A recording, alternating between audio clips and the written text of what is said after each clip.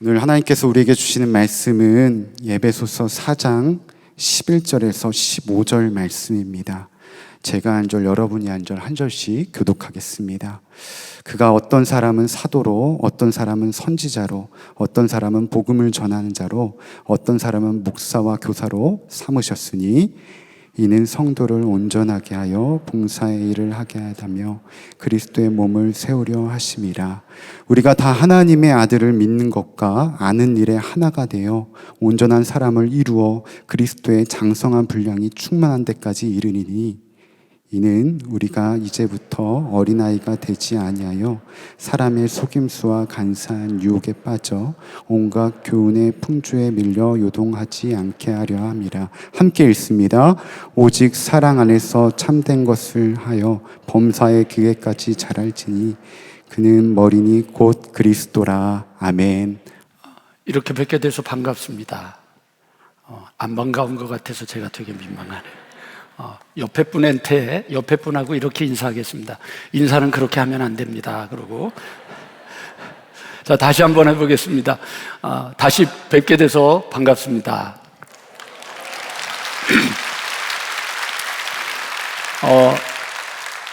3월 24일 날 제가 생각지도 못했던 책이 한 권 나왔는데 그 책 덕분에 오늘 여기까지 이렇게 와 있게 됐습니다.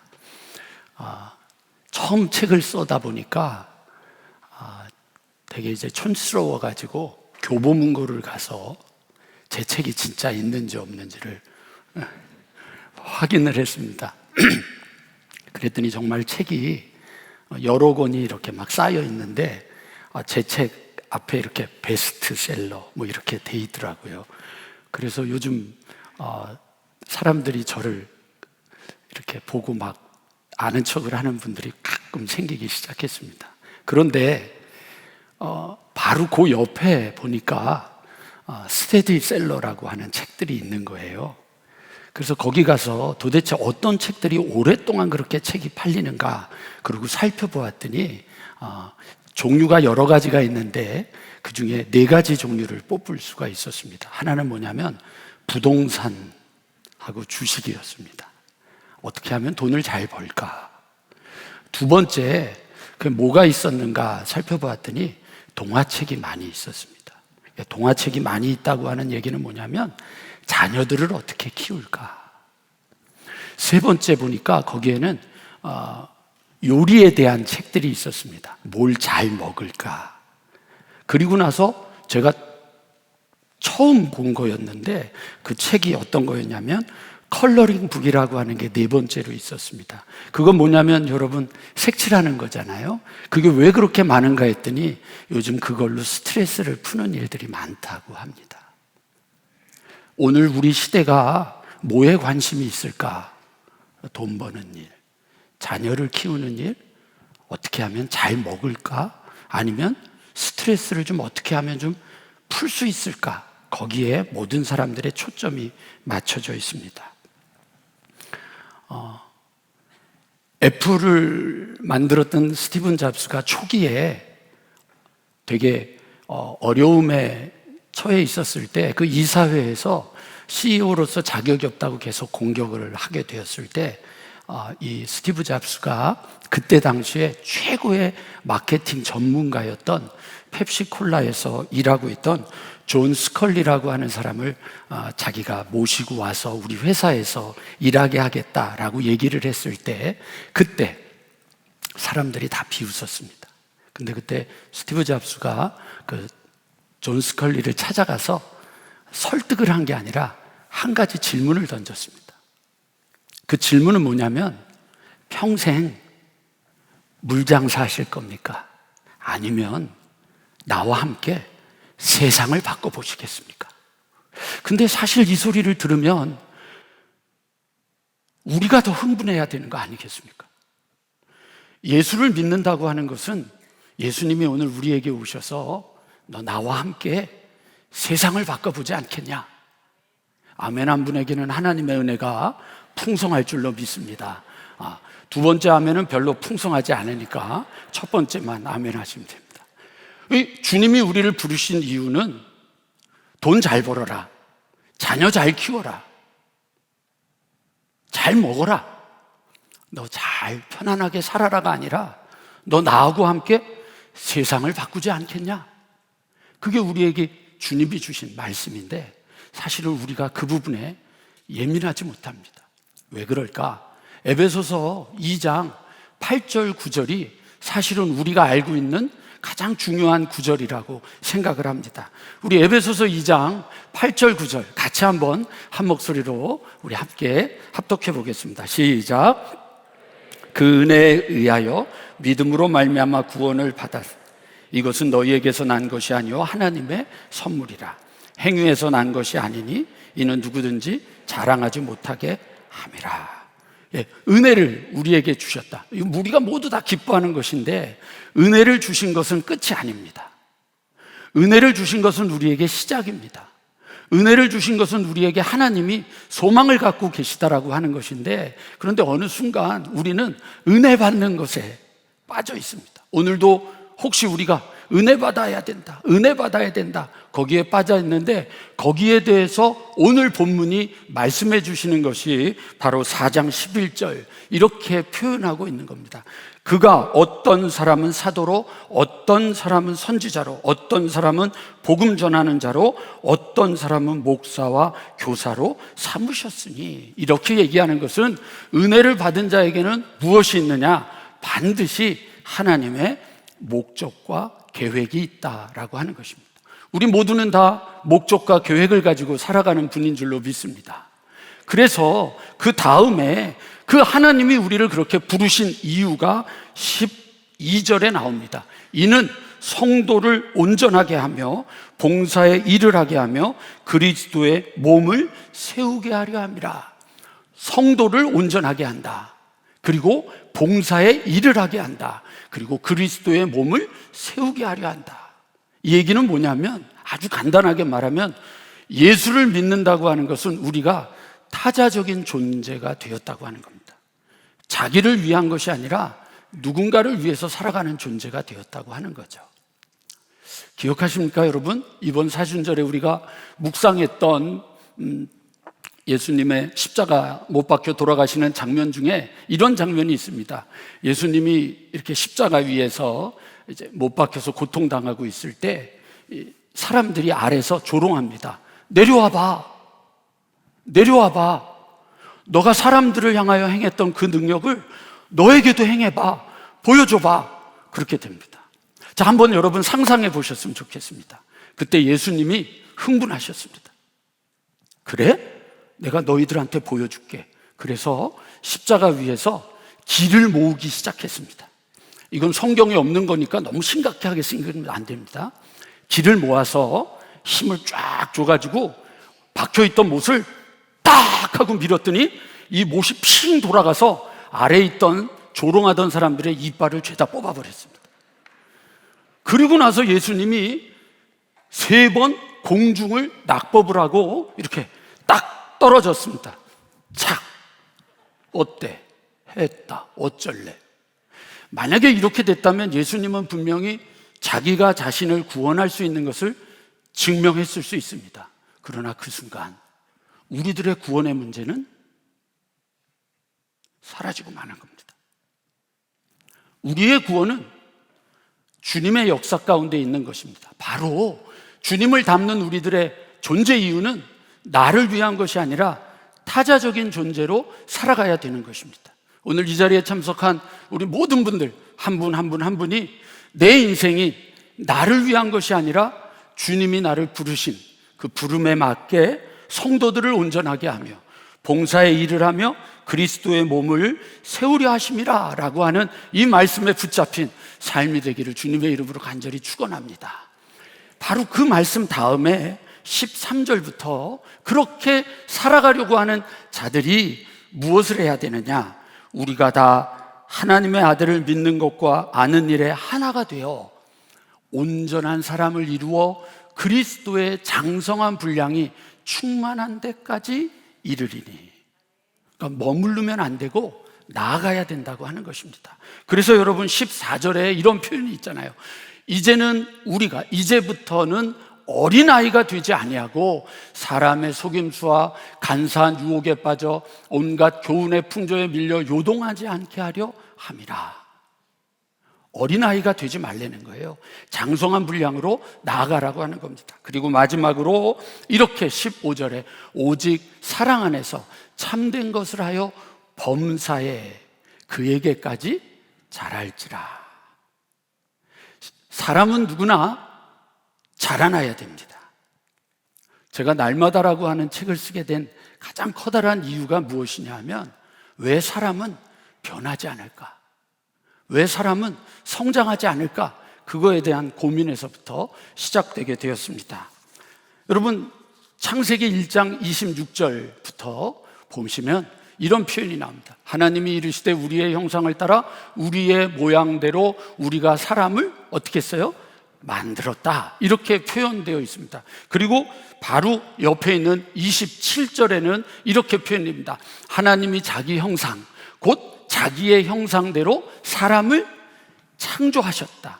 만드셨다. 창조하셨다. 그리고 2장 7절에 가면 여호와 하나님이 땅의 흙으로 사람을 지으셨다. 만드셨다. 창조하셨다. 지으셨다. 그게 우리가 이 땅에 있게 된 방법이었습니다. 그런데요, 만드셨다, 지으셨다, 창조하셨다라고 하는 이 표현은 이 이후로는 나오지 않습니다.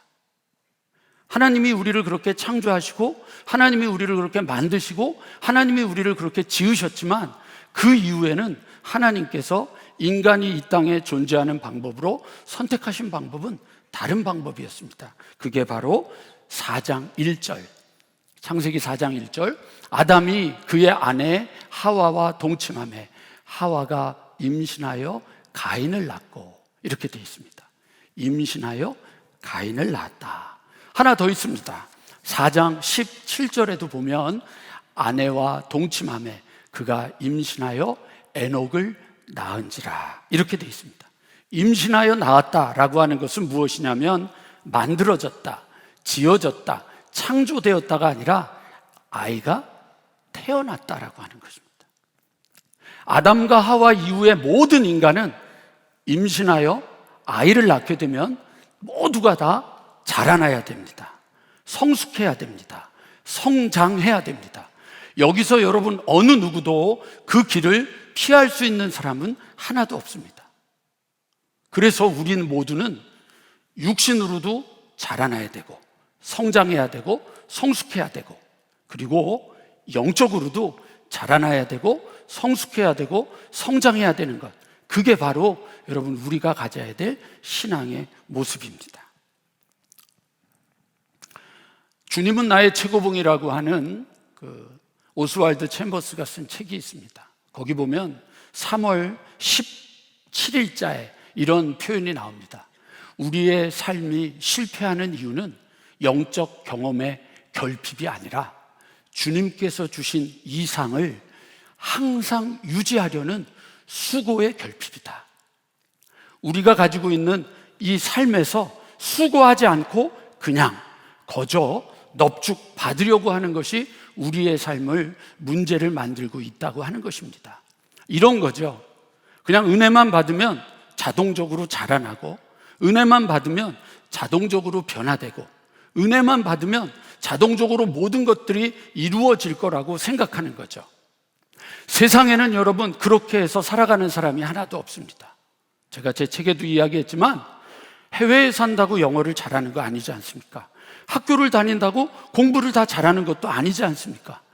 교회를 다닌다고 모두가 다 신앙이 좋아지는 것은 아니지 않습니까? 그런데 우리는 유독 학교에서도 일터에서도 세상에서도 그런 적용을 하지 않음에도 불구하고 교회 안에서 우리는 그냥 오래 교회를 다니면 직분을 받고, 오래 교회를 다니면 대접을 받고, 오래 교회를 다니면 그냥 신앙인인 척하면서 살아가는 우리들의 모습을 너무 많이 볼 수 있게 됩니다. 생각해 보십시오. 지금 사람이 산소호흡기를 끼고 누워 있습니다. 산소호흡기를 끼고 누워 있는 사람에게 이렇게 얘기를 합니다. 주님을 위해서 사셔야 됩니다. 주님을 위해서 복음을 전해야 됩니다. 주님을 위해서 봉사해야 됩니다. 그 사람은 지금 그냥 산소호흡기만 끼고 생명만 유지하고 있는 것뿐이에요. 우리가 주일날 예배를 드리고 있다라고 하는 것은 바로 주님이 우리에게 생명을 주신 것을 유지하기 위한 방법일 뿐인데, 그것 하나로 우리의 삶을 유지하고 지켜나가려고 한다면 얼마나 문제가 많은지를 생각해 봐야 됩니다. 그래서 오늘 저하고 함께 여러분, 지금부터 사람은 성장하고 성숙하고 자라나야 된다고 하는 것에 대한 말씀을 가지고 어떻게 자라나야 되는가라고 하는 것을 잠시 설명을 드려보려고 합니다. 우리가 가지고 있는 오감이 있습니다. 시각, 청각, 촉각, 미각, 후각. 이 5가지를 통해서 인간은 세상과 접촉을 하는데, 그 중에서 특별히 시각과 청각이라고 하는 것이 우리의 삶을 이렇게 흡수하게 하는 가장 큰 영향력을 주는 것입니다.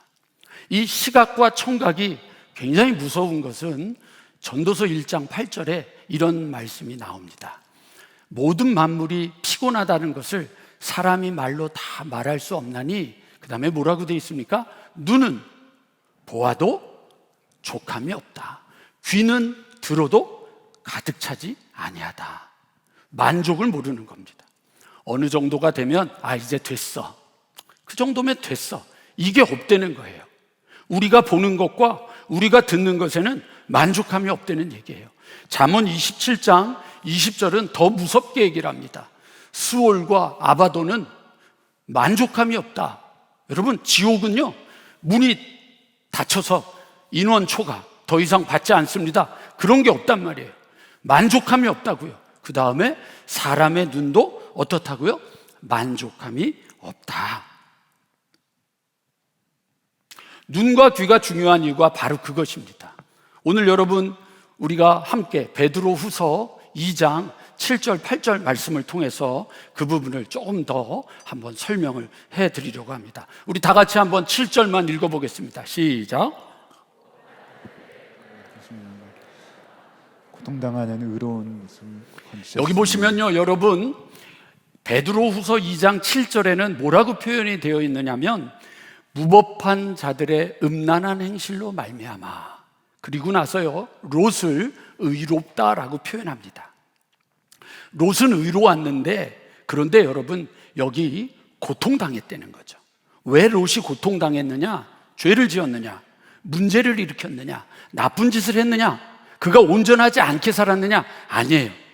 그게 아니고요, 롯이 무법한 자들의 음란한 행실, 어디서요? 소돔과 고모라 땅에서 벌어지고 있는 음란한 행실 때문에 그가 고통을 당하고 있는 거예요. 오늘 여러분, 우리들은 믿음을 가지고 살아가는데 왜 힘이 듭니까? 바로 우리들이 살아가고 있는 세상에 무법한 자들의 음란한 것들을 보고 있기 때문에 상하는 겁니다. 그것을 조금 더 명쾌하게 표현하는 게 베드로후서 2장 8절 말씀입니다. 이는 그 의인이 롯을 의인이라고 표현하고 그들 중에 거하여, 그 다음에 뭐라고 돼 있어요? 불법한 행실을 뭐 했어요? 보고 들음으로. 다른 거 아니에요. 보고 들었을 뿐인데 내 삶이 어떻게 됐어요? 상했다는 거죠. 보고 들었는데 마음이 상한 거예요. 신앙을 가지고 살아가는 우리들이 문제를 일으키고 나쁜 짓을 하는 게 아니라, 내가 보고 내가 듣고 있는 것들이 내 삶을 망가뜨리고 있는 거죠. 그런데 거기에 한 가지 표현이 있어요. 그게 뭐냐면 날마다라고 하는 거예요. 날마다 저 불법한 행실을 보고 들음으로 인하여 내 마음이 상했다.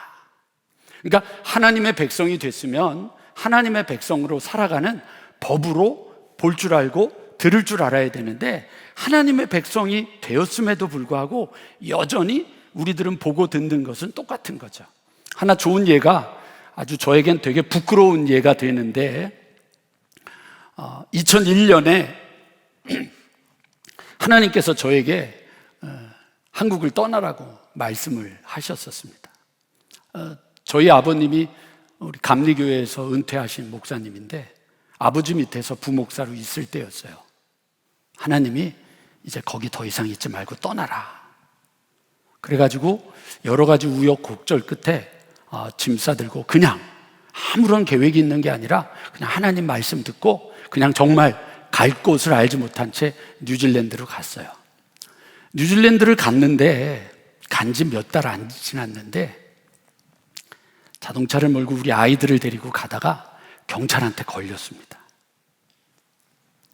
경찰이 이렇게 차가 딱 서서 유리창을 이렇게 내렸더니 경례를 하는데 이렇게 음주 측정 기계를 이렇게 갖다 대면서 뭐라고 얘기를 하는데 얼마나 긴장을 했든지 못 알아들었어요.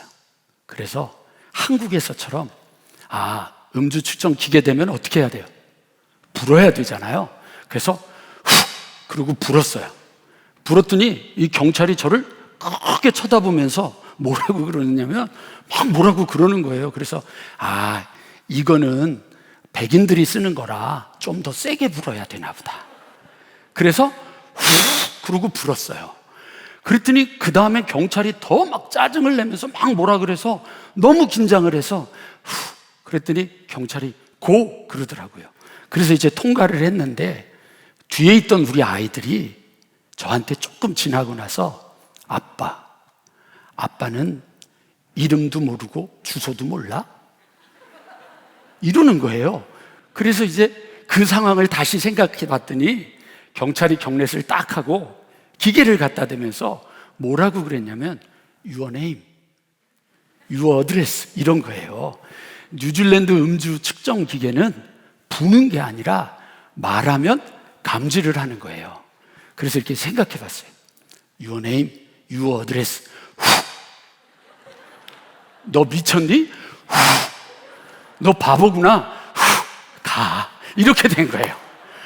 이제 쉽게 말하면 아주 망신 중에 그런 망신을 당한 적이 없는 거예요. 그래서 그 다음부터 제가 평생에 그런 일이 없었는데 그렇게 경찰을 사모함으로 기다렸어요. 운전을 할 때마다 어디를 갈 때마다 경찰이 나를 안 불러줄까? 그래서 그때 이제 제가 영어 이름이 잉글리시 네임이 제이콥이거든요. 그래서 제이콥서 그리고 주소를 외웠어요. 31 뭐 암브리코 플레이스 뉴린 오클랜드 뭐 그러고 매일 중얼중얼 거리면서 운전을 할 때마다 경찰을 만나게 해주시옵소서. 그리고 경찰을 만나게 해달라 그랬는데 진짜 하나님이 응답을 주셔서 다시 경찰을 만났어요. 그래서 제이콥서 암브리코 플레이스 뉴린 오클랜드 준비를 딱 하고 있는데 경찰이 경례를 딱 하더니 기계를 딱 갖다 대서 이제 이름을 대려고 그러는데 카운트 그러는 거예요.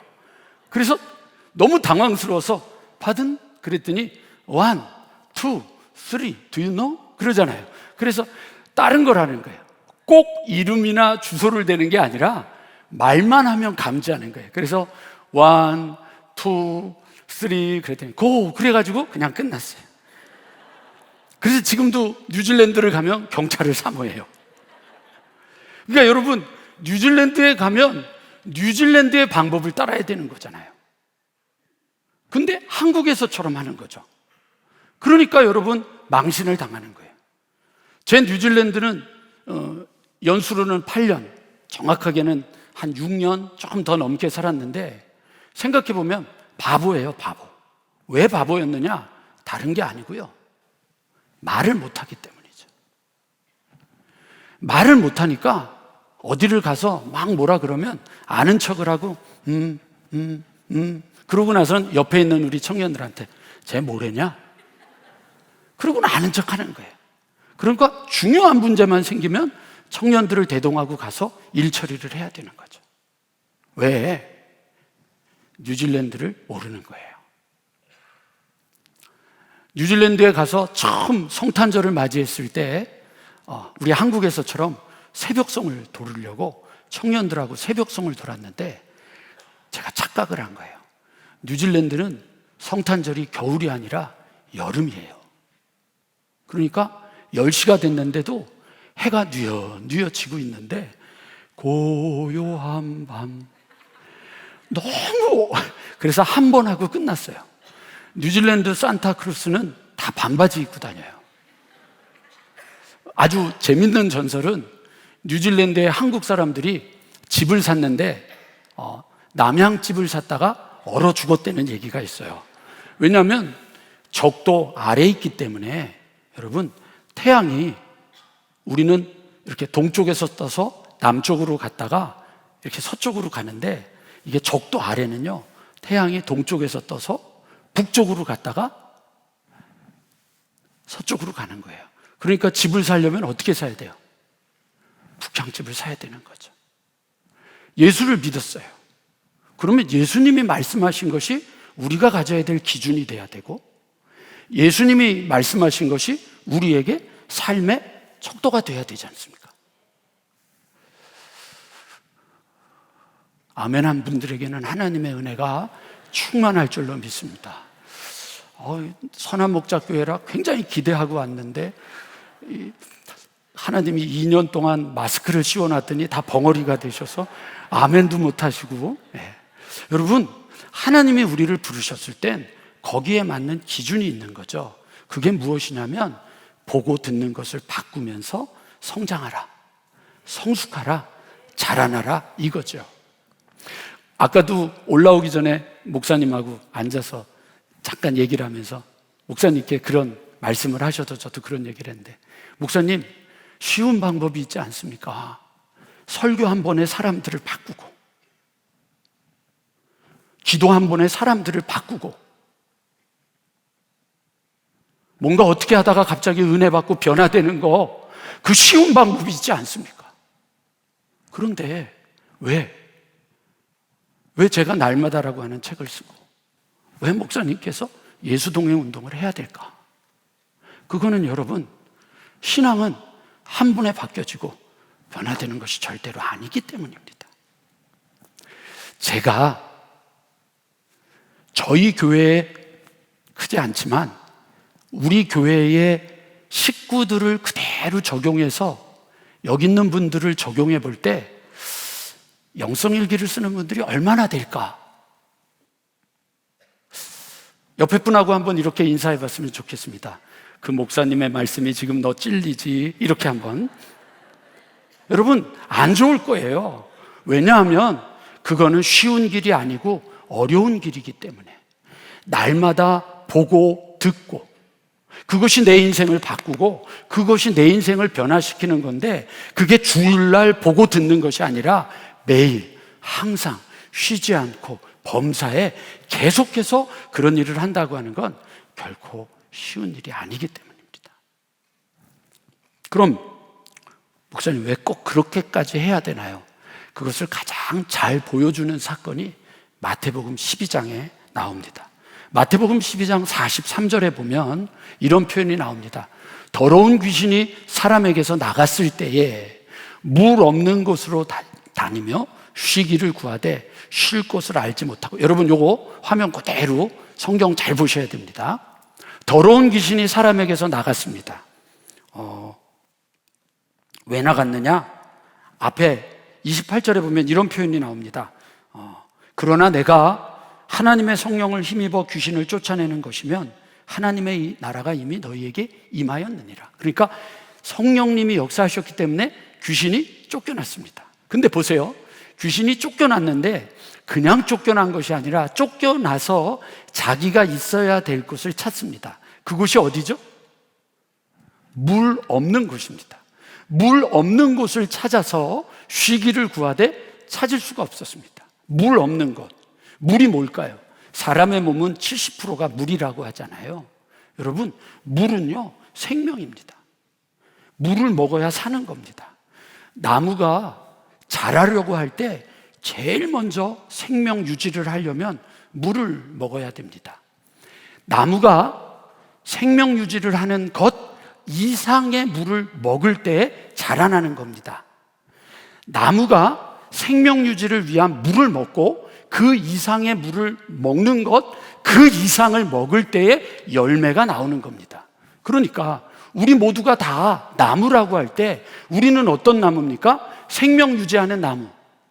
그 이상을 먹어야 자라날 수 있고, 그 자라는 양의 이상의 물을 먹어야 우리는 열매를 맺을 수 있는데, 우리는 어떻습니까? 하나님의 은혜는 받았지만 여전히 물이 있는 곳, 내가 곧 길이요 진리요 생명이니, 생명이신 예수님이 내 안에 계속 계시도록 하는 일엔 너무 게으른 겁니다.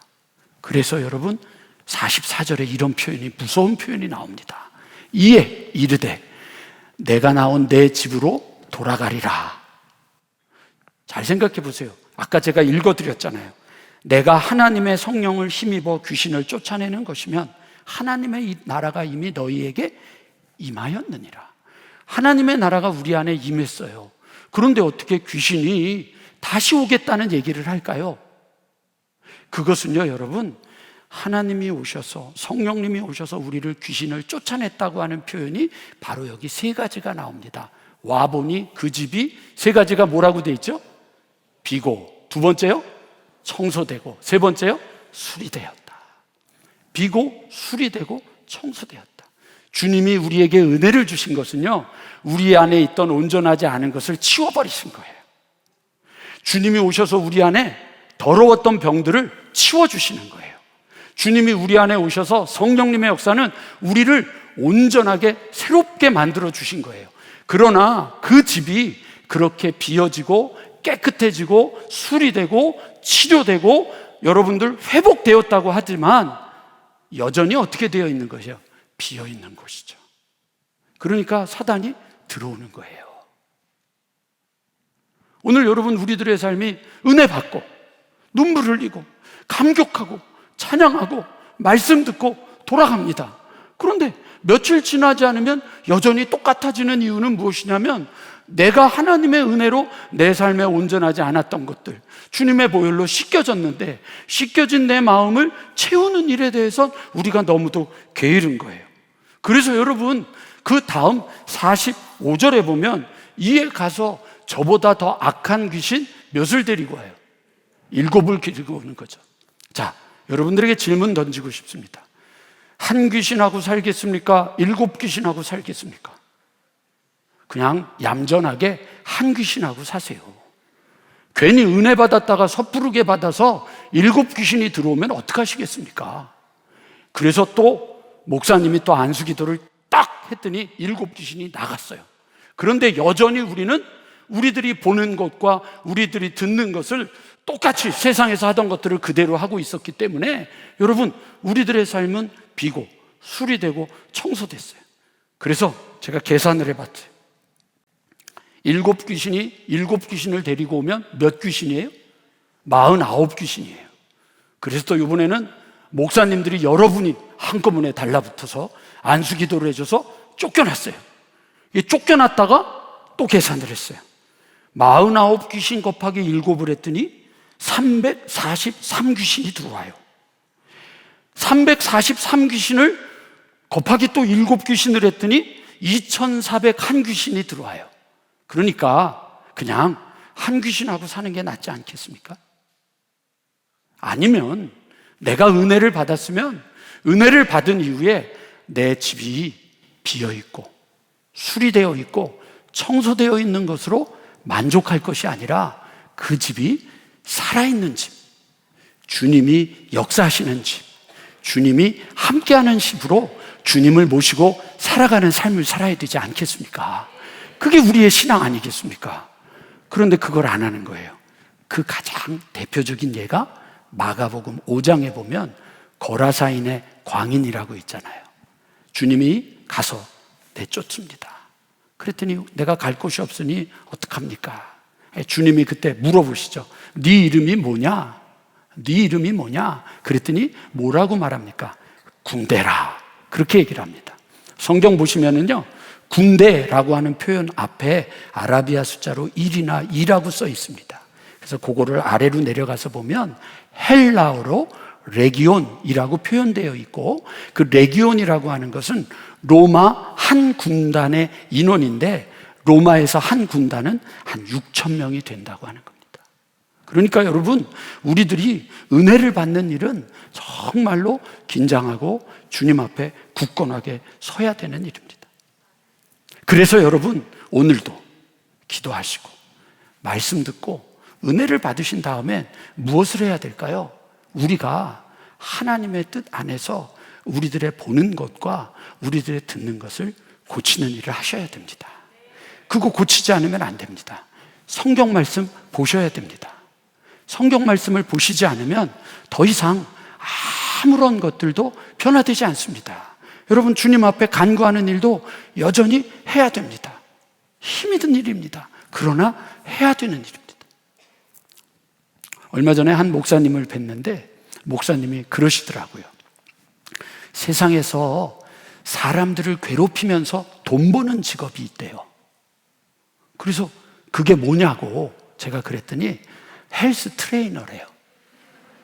그래서 이 헬스 트레이너들은 뭐를 하냐 그랬더니 이제 예를 들면 이렇게 팔굽혀펴기를 하나를 하면 좀 더 죽겠는데, 나는 죽겠는데 말이죠. 좀 더 그러고 하나를 하고 올라가면 잘했다고 하나만 더 하자고. 그래가지고 사람을 괴롭게 한다는 거예요. 그래서 괴롭게 하면서 돈을 번다는 거예요. 그러면서 저한테 그러더라고요. 서목사, 목사도 교인들을 괴롭혀야 돼.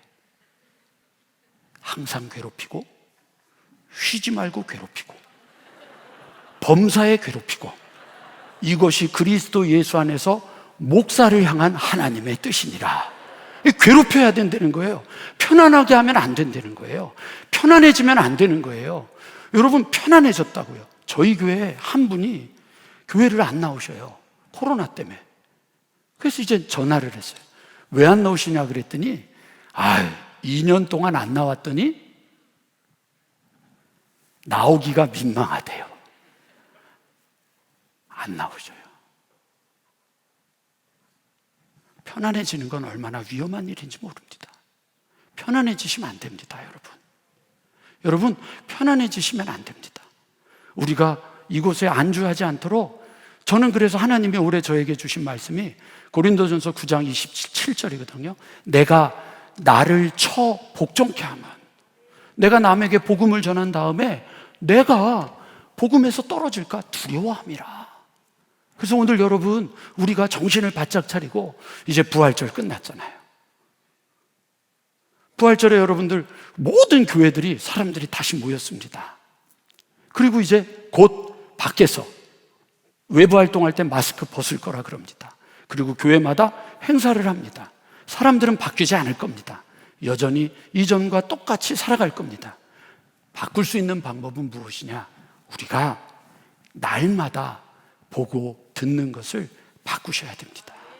그래서 오늘 여러분들에게 제가 지금부터, 그러면 우리가 이 날마다를 어떻게 할까? 우리 여기 공동체가 하는 예수 동행 운동을 어떻게 할까? 제 나름대로 오늘부터 여러분들에게 한 7가지 짧게 말씀드리도록 하겠습니다. 첫 번째, 날마다를 어떻게 시작할까? 시작하는 제일 첫 번째 방법 어떻게 하느냐? 첫 번째, 오늘 시작하라. 언제요? 오늘 시작하는 겁니다.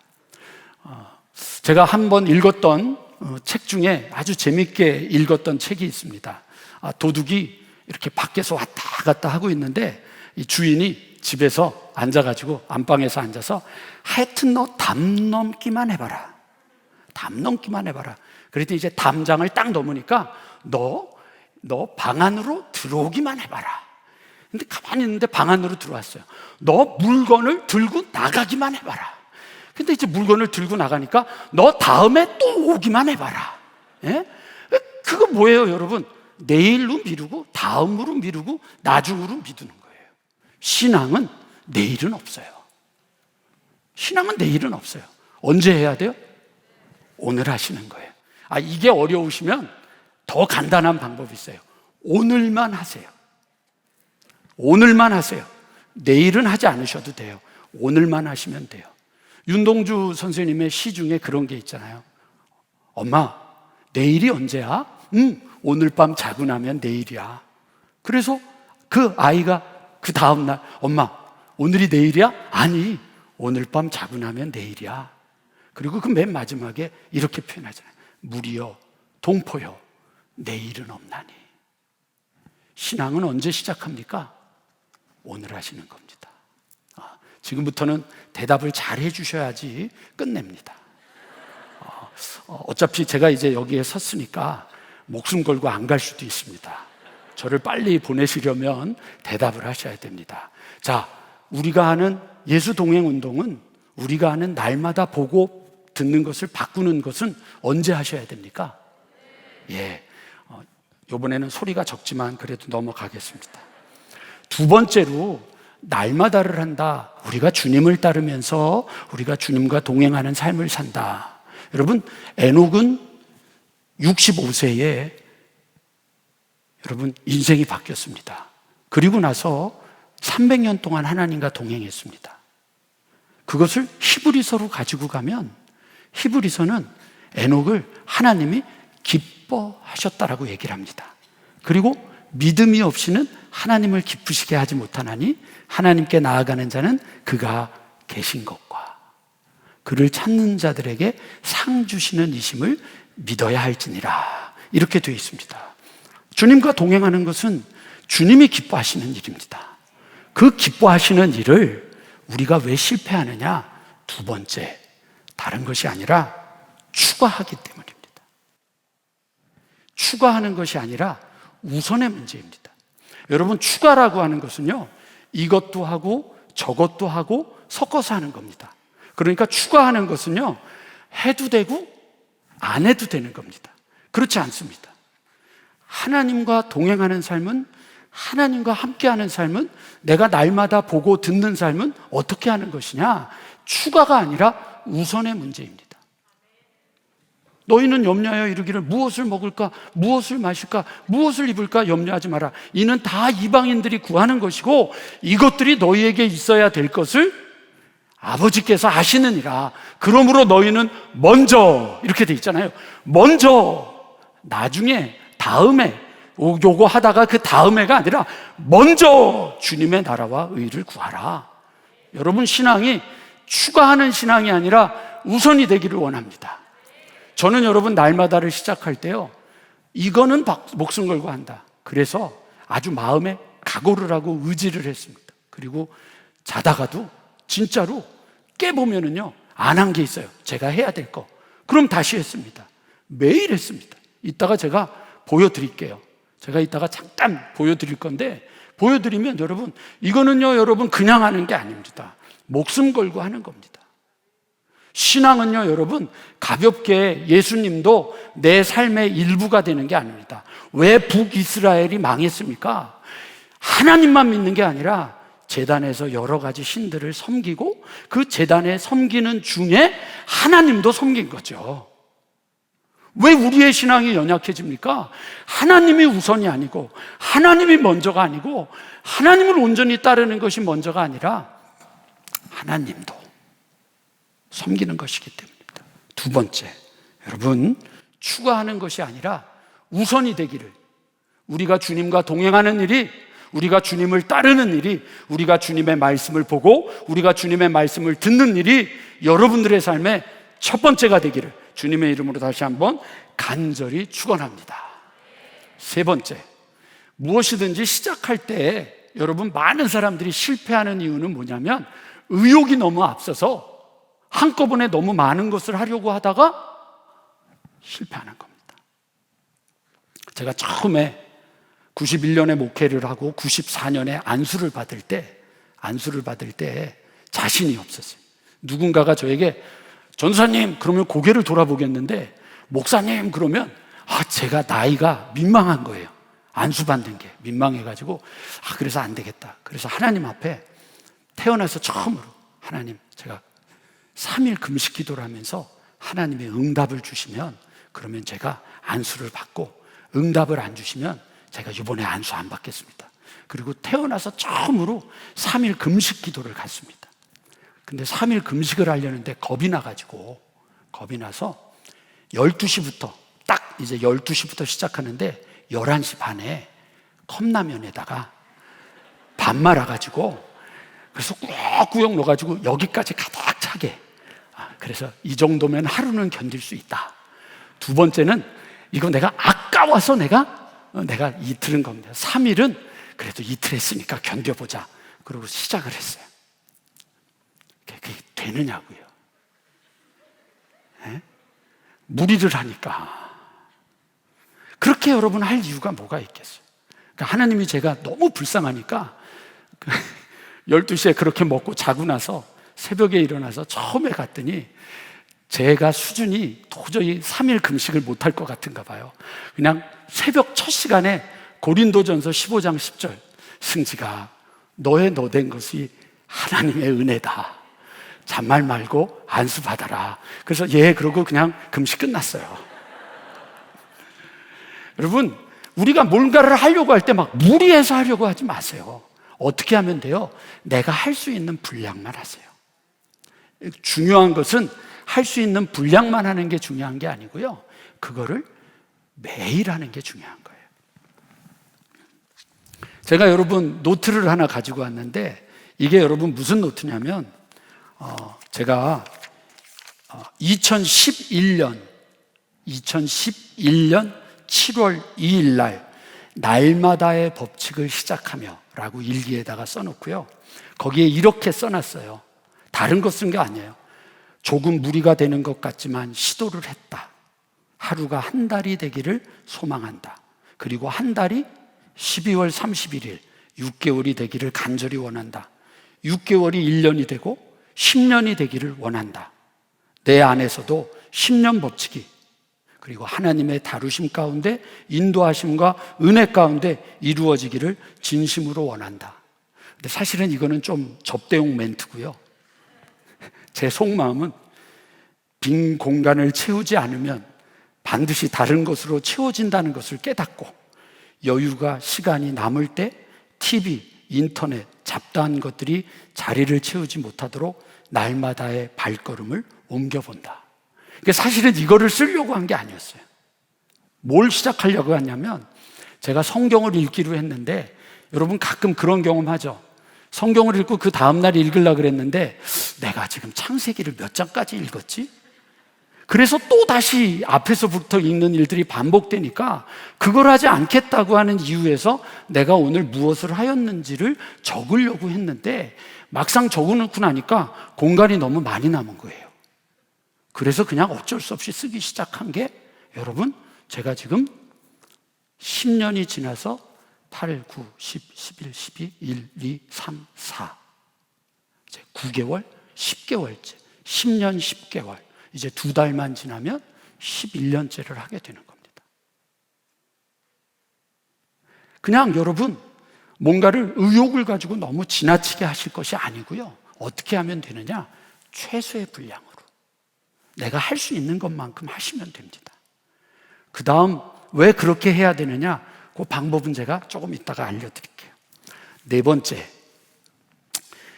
이 주님과 함께 동행하는 운동, 날마다 보고 듣는 운동을 할 때에는 반드시 혼자 해서는 안 됩니다. 혼자 하지 마십시오. 여러분, 도움이 필요합니다. 결혼 생활과 신앙 생활은 혼자서 할 수 없는 겁니다. 함께 하는 겁니다. 이 코로나가 가지고 온 제일 위험성은 우리를 같이 앉아있지 못하게 합니다. 악수도 못하게 합니다. 이젠 심지어 교인들이 예배 끝나고 목사한테 주먹질을 합니다. 무서워 죽겠어요. 예배만 끝나면 와서 은혜 받았습니다. 그런데 좀 여자분들이 그럴 땐 괜찮은데, 등치 큰 이런 분이 은혜 받았습니다. 이럴 땐 섬찟해요. 여러분, 우리들을 모두가 개별적인 존재들로 만들어 놓은 시대 속에서 우리가 해야 될 일, 혼자가 되시면 안 됩니다. 제가 우리 교회에서 시작할 때 몇 번을 제가 시도를 하다가 실패했습니다. 혼자가 하니까 안 돼요. 그래서 2011년 7월 2일 주일날 예배 시간에 제가 선포를 한 겁니다. 자, 우리 교회가 이제 날마다 보고 듣기를 할 건데, 여러분, 제가 몇 번 설교를 했으니까 할 건데 저를 도와주십시오. 그래서 그때 시작해서 저하고 지금까지 계속 하시는 분들이 많이 있습니다. 그분들 중에 많은 분들이 제가 쓴 책에 그 간증에 있던 분들이 바로 그분들입니다. 혼자 하지 마십시오. 혼자가 되시면 안 됩니다. 신앙은 혼자 하는 거 아닙니다. 여러분은 혼자가 아닙니다. 마태복음 1장 23절, 그 이름을 임마누엘이라 하리라. 이를 번역하니 하나님이, 이거 모르시는군요. 하나님이 우리와 함께 하시느니라. 마태복음 28장 20절. 볼지어다 내가 세상 끝날까지 너희와 항상 함께 하겠다. 요한복음 14장 16절. 내가 또 다른 보혜사를 너희에게 보내줄 건데 그가 오면 너희와 영원토록 함께 할 것이다. 성부 하나님이 우리와 함께 하십니다. 성자 하나님이 우리와 함께 하십니다. 성령 하나님이 우리와 함께 하십니다. 별로 가고 싶은 마음이 없으신 것 같아서 좀 더 길게 하겠습니다. 다섯 번째, 무엇을 해야 되느냐? 날마다를 할 땐 여러분들 안에 한 가지 반드시 가지고 계셔야 될 게 있는데 그게 뭐냐면 믿음입니다. 믿음입니다. 아멘이 너무 악해서 다시 하겠습니다. 반드시 가지고 있어야 되는 게 있는데 믿음입니다. 예, 집에 가고 싶으시군요. 여러분, 제 책을 보신 분들은 알지만 제 책 내용 중에 뉴질랜드 얘기는 앞에 있나요? 뒤에 있나요? 죄송합니다. 앞에 있습니다. 그러니까 앞에 있다는 얘기는 책을 읽었다는 얘기예요? 안 읽었다는 얘기예요? 이제 읽기 시작했다는 얘기예요. 근데 어떤 사람들이 저한테 와서 나 책 읽었는데 서목사 뉴질랜드에서 목회했어? 그러면 제가 속으로 안 읽었군 이러고 이야기를 합니다. 저자는요, 제 책을 누군가가 읽고 그거에 대해서 이야기를 하면 흥분합니다. 왜요? 누군가가 내 책을 읽었으니까. 지금 이 분위기는 읽은 사람이 없기 때문이죠. 그죠? 읽은 분들이 있었으면 이 분위기는 아닐 거거든요. 조금 마음이 아프기는 하지만 반드시 읽게 될 겁니다. 아멘한 분들은 다 읽으실 줄 알고. 그런데 생각해 보세요. 성경의 저자가 누굴까요? 성령님이잖아요. 그러면 여러분 생각해 보세요. 뭘 생각하느냐? 자, 오늘 이 시대가 은혜를 받는 것이 쉬울까요? 어려울까요? 자, 투표를 한번 해보도록 하겠습니다. 자, 오늘 이 시대는 은혜를 받는 것이 어렵다. 쉽다. 목사님, 여기에는 손이 없는 분들이 되게 많을 것 같습니다. 이거 참, 목사님 굉장히 목회 어려우시겠습니다. 여러분, 많은 사람들이요, 주님을 만나는 것이 어렵다라고 얘기를 합니다. 왜냐? 시대가 어려워졌으니까. 근데 저는 반대로 얘기를 합니다. 주님을 만나는 게 너무 쉽다. 왜? 찾는 사람이 너무 없기 때문에. 너무 없기 때문에 주님이 지금 눈을 동그랗게 뜨고 혹시 날 찾는 놈 없나? 이러고 기다리신다는 거죠. 아멘한 분들은 오늘 주님을 만나게 될 겁니다. 두 번째는 아니라고 말씀드렸으니까.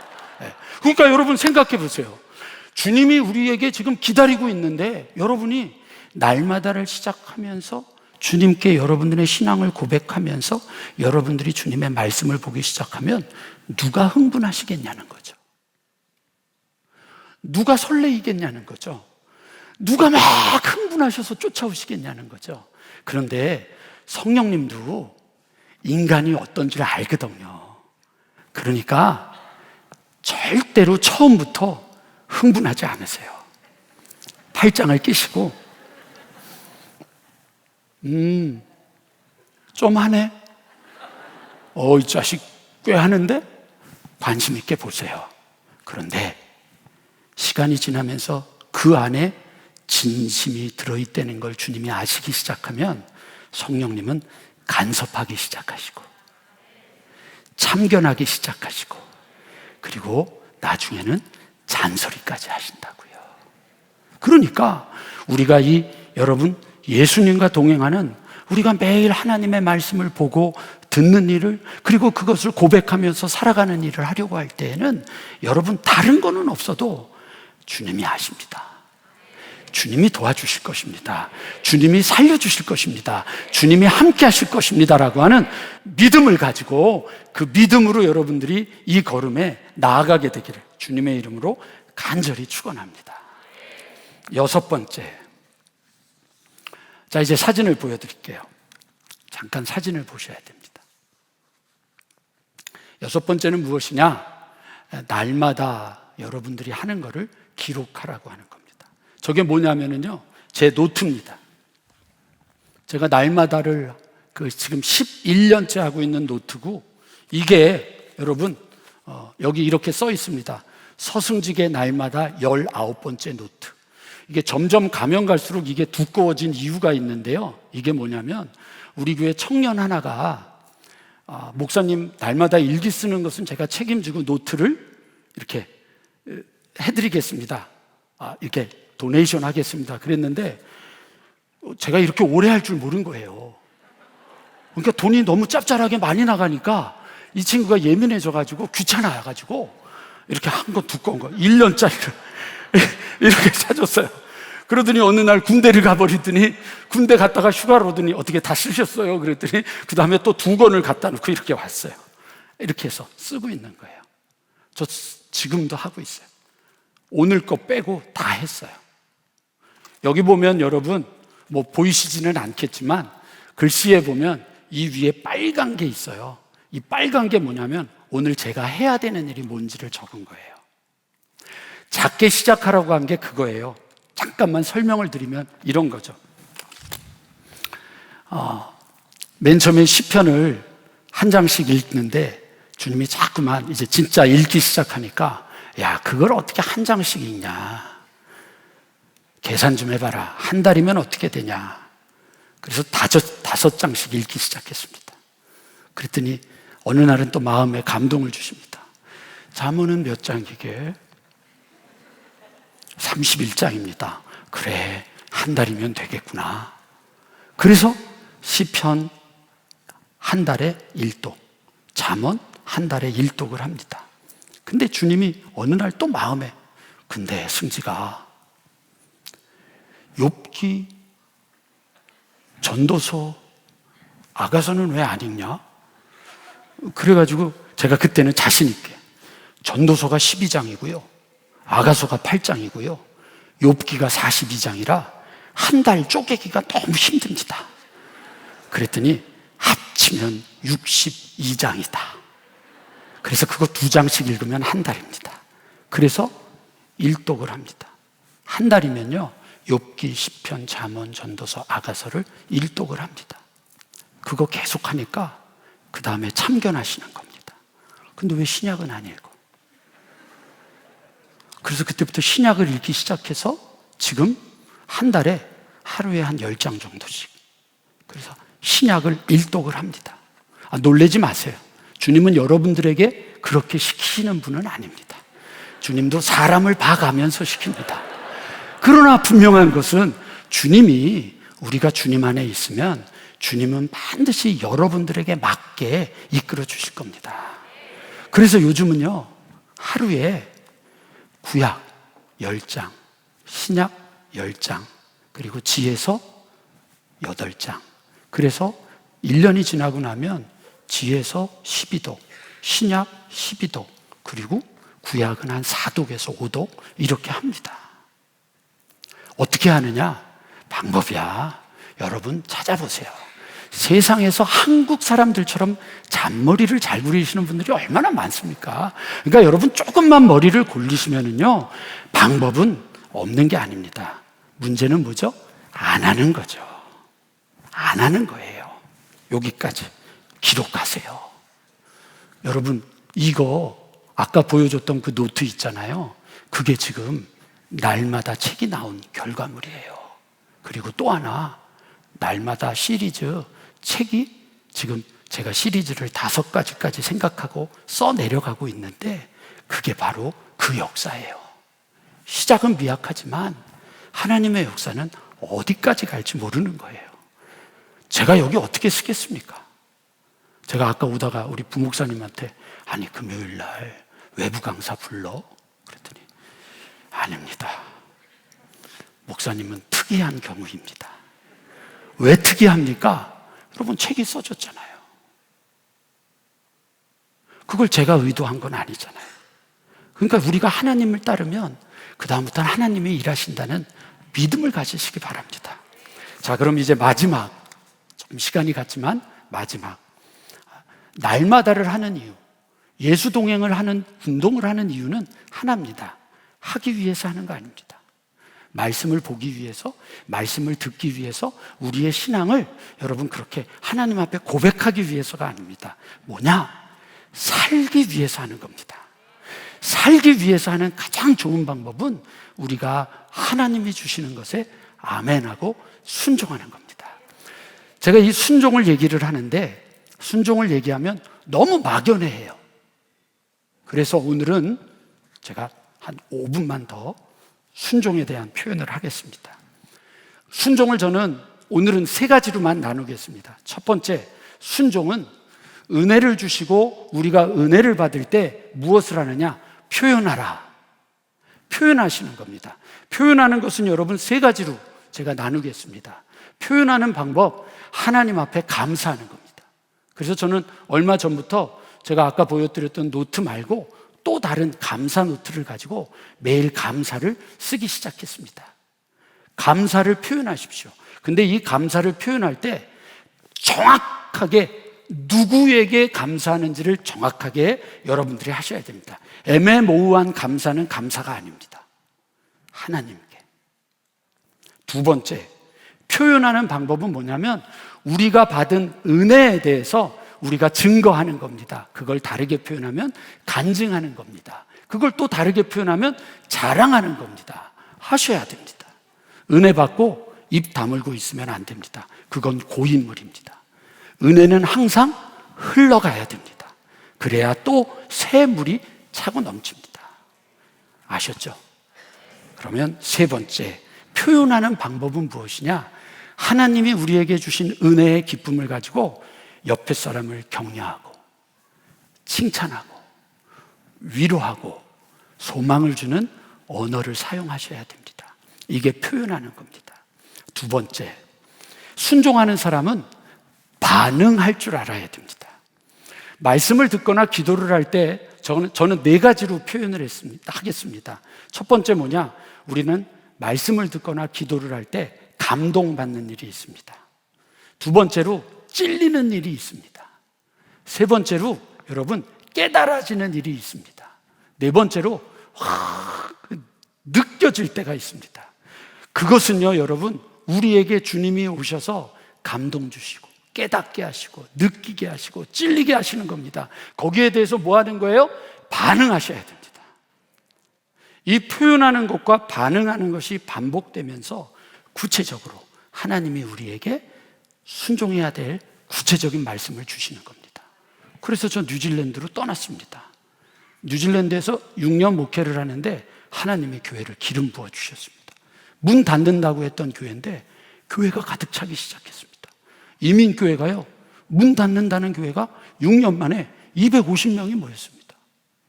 뭐 하도 크니까 여러분들은 놀라지도 않아요. 근데 이민교회가 그렇게 쉽지 않은 것입니다. 하나님의 역사. 이제 영주권도 생겼죠. 우리 아이들 공부 잘하죠. 근데 하나님이 떠나라는 거예요. 떠나래요. 그래서 하나님 안 됩니다. 지금은 제자 훈련하고 있는 중이라 안 됩니다. 그런데 그 한국교회에서 이번에 이제 은퇴하신 이덕주 교수님이 우리 교회 와서 부흥회를 하는데 꼭 이렇게 좀 죄송합니다. 이런 표현이 좀 그런데 꼭 무슨 입신한 분처럼 말씀을 갑자기 전하다 말고 저를 딱 보더니 서 목사, 왜 목사들이 교회를 못 떠나는 줄 아나? 이러시는 거예요. 그러니까 제가 얼마나 소름이 끼쳤겠어요. 그러도 이제 가만히 있는데 목사님이 또 그러시는 거예요. 물주라 그러면 물 주면 되고 심으라 그러면 심으면 되지. 지가 거두려고 그러니까 그렇지. 그러더니 제정신으로 돌아오셨더니 다시 말씀을 전해요. 그러니까 아무도 모르는데 저하고 저희 아내는 너무 소름이 끼친 거예요. 그래가지고 제가 하나님의 말씀에 불순종할 수는 없어서 하나님께 기도했습니다. 하나님, 우리 저 이덕주 교수님이 입고 온 개량 한복이 있는데 저거 저 주시면 제가 떠나겠습니다. 그 얘기는 뭐예요? 안 떠나겠다는 얘기죠.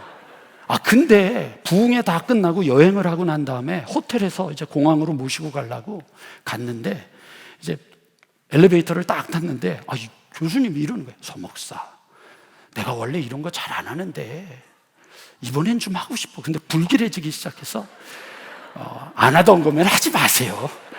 아니 근데 이번에 꼭 하고 싶어.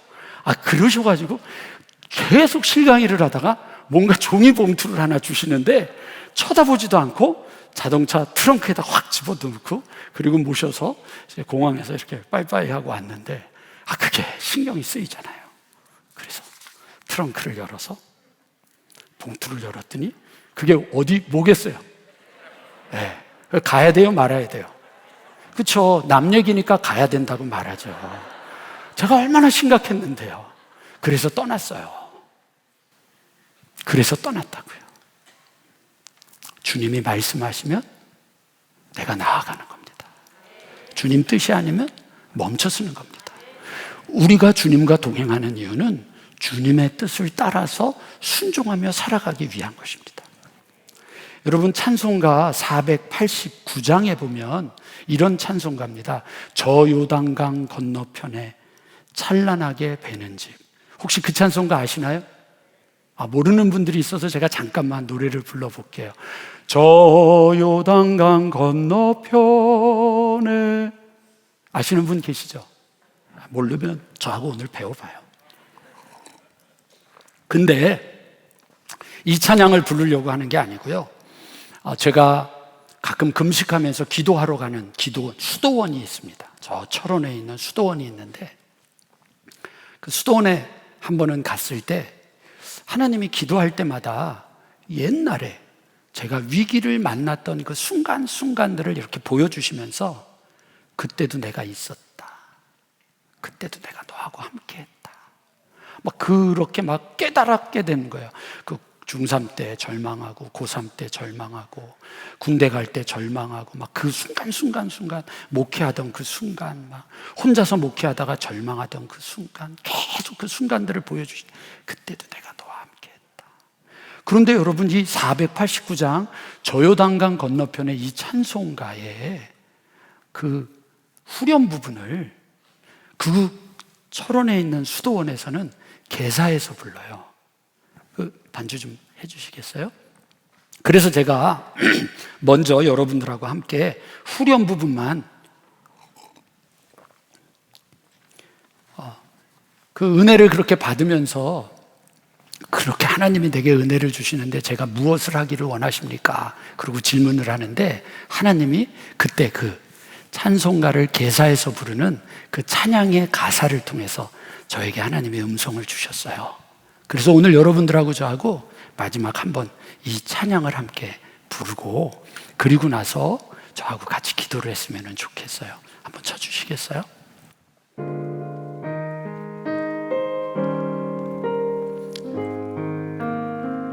저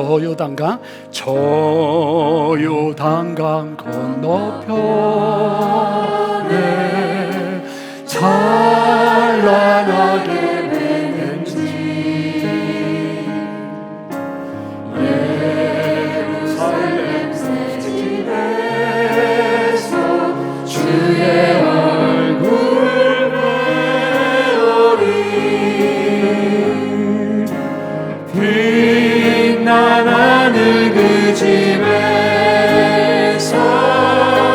주의 얼굴 배우리 한량없는 영광 중에 주의 얼굴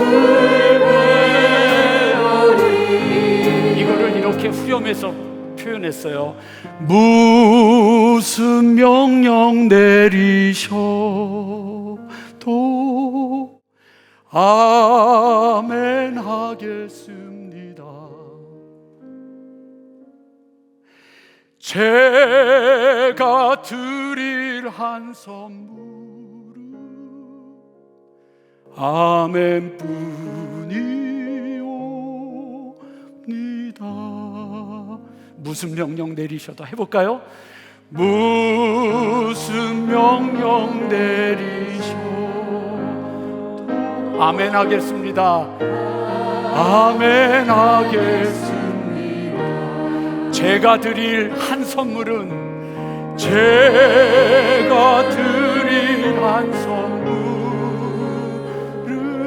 아멘뿐이옵니다. 아멘뿐이요. 한 번만 더 해보겠습니다.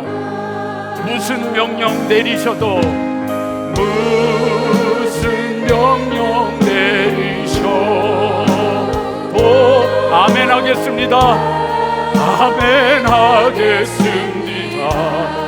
제가 드릴 한 선물은, 제가 드릴 한 선물은 아멘뿐이옵니다. 자, 한 번만 더 부릅니다. 이 시간 성령님이 우리 가운데 계시는 거 믿으시지요? 성령님이 우리가 진짜로 고백하며 나올 때 느끼게 하시고, 깨닫게 하시고, 감동도 주시고, 뜨겁게 하시고, 찔리게 하실 겁니다. 찔리는 분은 회개하는 것이 순종이고요, 느끼는 분은 그것으로 주님의 도움을 구하는 것이 순종이고요, 감동 주시는 것은 그 일을 내가 할 수 있도록 힘달라고 구하고 따라가는 것이 순종입니다. 이 시간 하나님께서 우리 가운데서 지금도 역사하고 계심을 믿으시고, 우리 이 찬양 간절함으로 한 번만 더 부르고 주여 한 번 외친 다음에, 주님 제가 오늘 아멘 하겠습니다. 주님 제가 순종하겠습니다. 주님 제가 주님 따라가겠습니다. 제가 주님과 동행하는 삶을 오늘 시작하겠습니다 라고 고백하며 주님 앞에 나아갑니다. 우리 함께 찬양합시다. 무슨 명령 내리셔도 아멘 하겠습니다. 아멘 하겠습니다. 우리 오른손을